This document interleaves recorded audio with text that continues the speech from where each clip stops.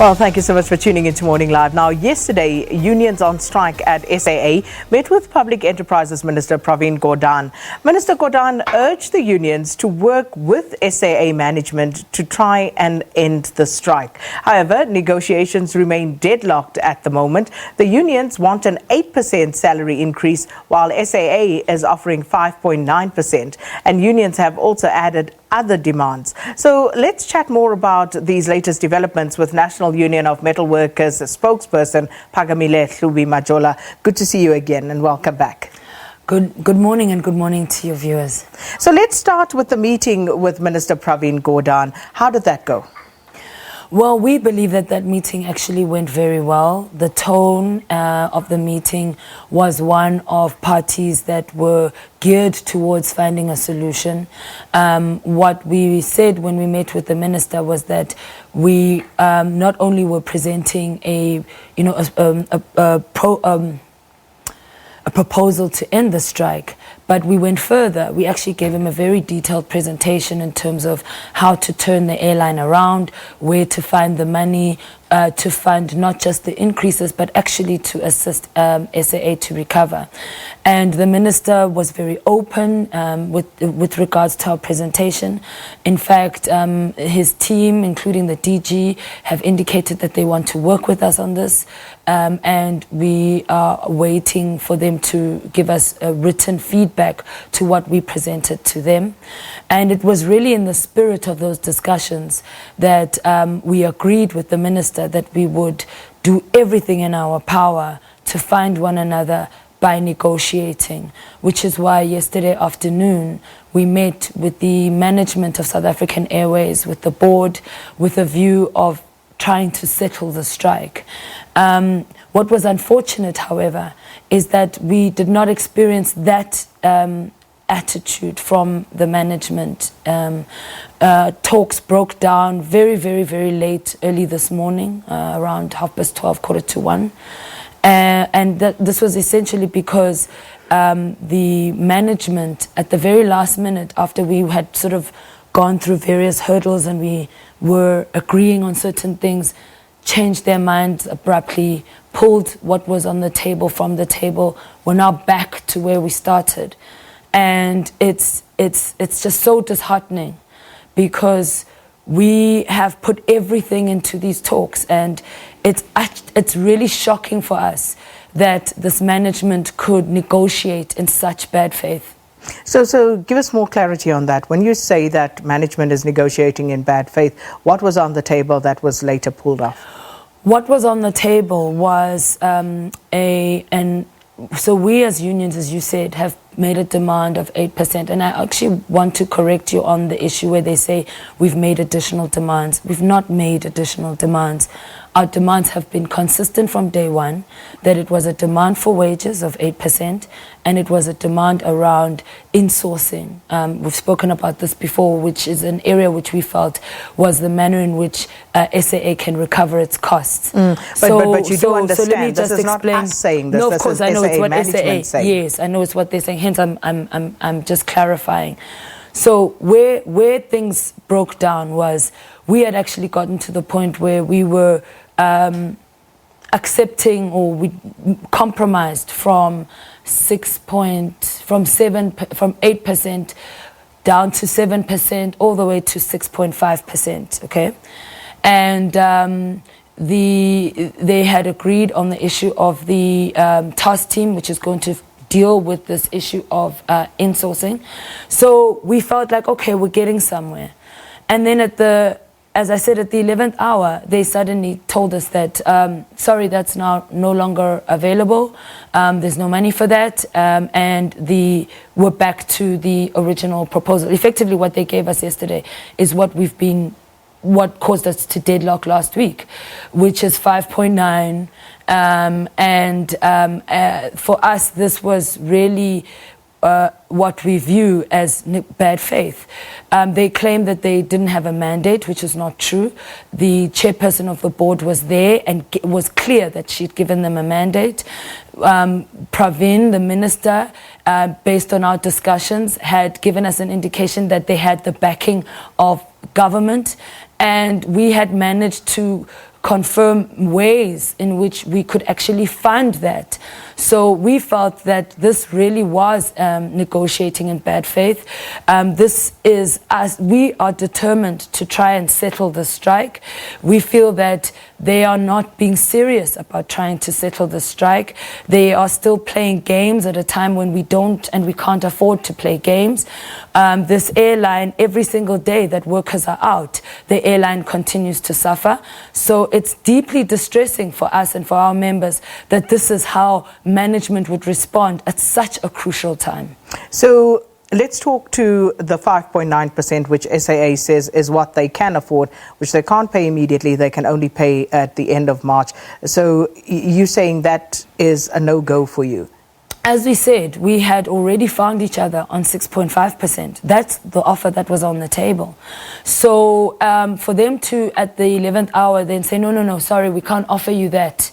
We can only give you 5.9% and basically give us what we've already been given in the past is deeply problematic. They're saying SAA cannot afford the 6.5 or the 8.9, whatever it is, beyond 5.9%, they say they cannot afford.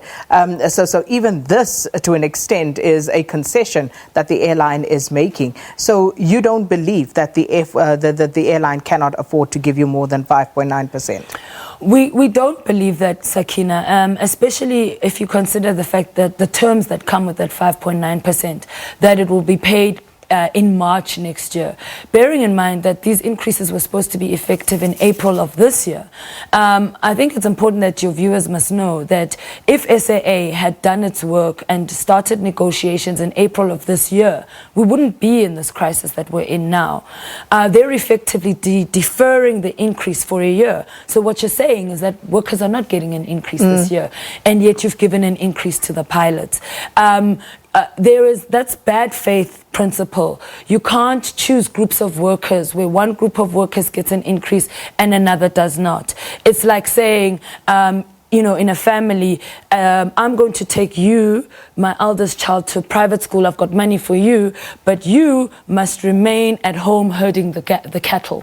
That's effectively what SAA management has done. When you make a decision to give increases, either everybody gets an increase or nobody gets an increase. And this is a crisis that they manufactured themselves because in our view, it's another reflection of poor management. And we keep having to remind them of these things, to say that you can't operate like this, because what you are doing is you're creating a crisis for yourself, like the situation we find ourselves in today. So ultimately, there has to be a solution. One has to be found one way or another. So what's the way forward in this regard? The way forward for us at this point is that the strike continues until we find the kind of settlement that's going to be acceptable to all parties. We have been very detailed and very clear about how the money can be found.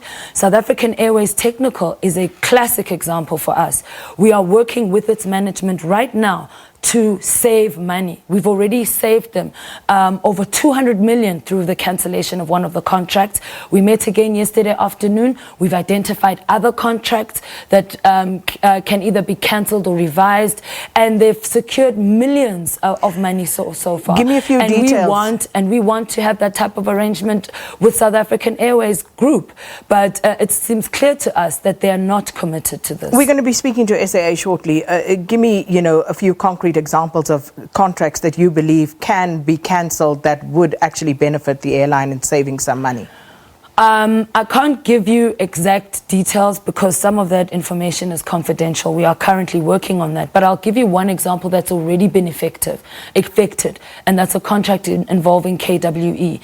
We negotiated for that contract to be cancelled because of we felt and we recognized that staff could actually fulfill that contract. It could be insourced. They've done it, and they've saved themselves over 200 million. There are others that we are working through, and if we are successful, it could actually give them a saving of more than 50 million. So this process is continuing with South African Airways Technical. They've been they've been working with us, but unfortunately we're not getting the same response from the group, and we have to ask ourselves very deep questions about why. Certainly at this point in the strike, when SAA is literally bleeding money every day that we're out on the strike, it does not seem to us that this management is committed to resolving the strike as quickly as possible. So just speaking to some of the allegations that you've made, we had the Civil Aviation Authority's Phindile Gwebu here yesterday speaking to some of the allegations that you said that people may not be safe. Their safety cannot be guaranteed on SAA flights. Do you still stand by that allegation? Because the Civil Aviation Authority, at least yesterday, had not found anything to starve your allegation, as it were. Well, that the Civil Aviation Authority didn't find anything doesn't mean that what we said, that we didn't have reasons to say what we said.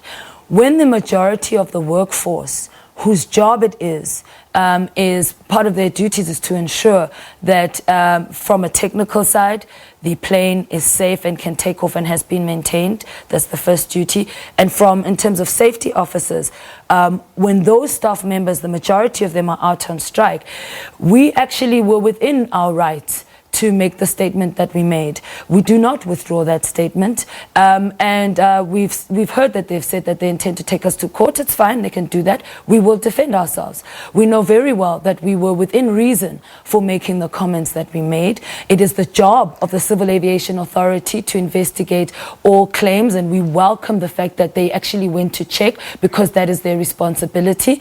But just because they didn't find something at that time in no way means that we were wrong to raise the alarm on this issue. Well, raising the alarm is quite different to actually making a very bold statement that says, you know, your safety is not guaranteed, because, and I remember you saying that the people responsible for certain functions are here, they on strike with us. So who is performing that function?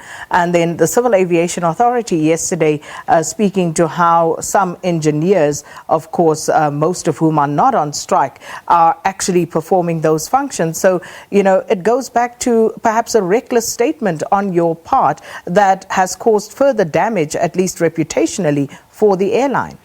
I think first and foremost, we are not responsible for damaging the reputation of the airline. That unfortunately was done by the corrupt board and management that have effectively whittled away and destroyed what used to be the best airline in the world. Granted. They've done that. No. Let me finish, Sakina. But I want you to talk to your statement, because what you are saying is valid. Granted, there's a lot that has been done by other than the unions to actually damage the reputation of the airline. But let's talk to your statement and the reputational damage that has done to the airline. We will not withdraw what we said. And as I said, we will defend ourselves in court. We had reason for saying what we said based on the numbers of people who are out, and it was fair for us. It was within the public interest for us to raise the alarm on safety issues. It's a fact that as part of process, before a flight can leave, it must be checked by a qualified technician, most of whom are out on strike. It is a fact that before a flight can leave, you need safety officers on board with the requisite skills to deal with a crisis on the plane. Most of them are out on strike. There was nothing false about that. And that's why I say that we won't withdraw. We were within our rights to make that statement. But will you accept that that is based on assumption more than fact? Because whilst these members may be on strike with you, did you take into account that there may be contingency measures in place that could take care of those safety aspects? Because as it was explained yesterday, as I said to you, we were told some of the engineers are now performing some of the duties that some of your striking members would ordinarily perform. And therefore, when I asked you the other day for proof in this regard. You said you were able to produce that. Are you still able to produce the proof that indeed those functions are not performed to the satisfaction of the Civil Aviation Authority? As I said, Sakina, we are going to defend ourselves in court. So you do have the proof? We are going to defend ourselves in court, and we're not withdrawing what we said. So, as you said, talks broke down this morning. So where to now? When is there any indication of when you will be meeting with management next? For us, the strike continues. We've served them with secondary strike notice for air chefs. So we are going to do the work of mobilizing the rest of the working class to join in a secondary strike in order for us to get the management of SAA to act in the interest of all South Africans and not to just pursue whatever narrow agenda that they're pursuing at the moment. So 5.9 it is? Well, that's what they're putting on the table. And you're not going there? We're not going there. All right. We're going to leave it there. Thank you so much, National Union of Metalworkers, Numsa spokesperson Phakamile Hlubi-Majola, giving us an update on the union's demands and, of course, the negotiations in an effort to try and end the strike at SAA. And hoping to speak to SAA management and executive later on in the show to get their view on why those talks actually broke down and also what's the way forward from them as well. Let's take a break.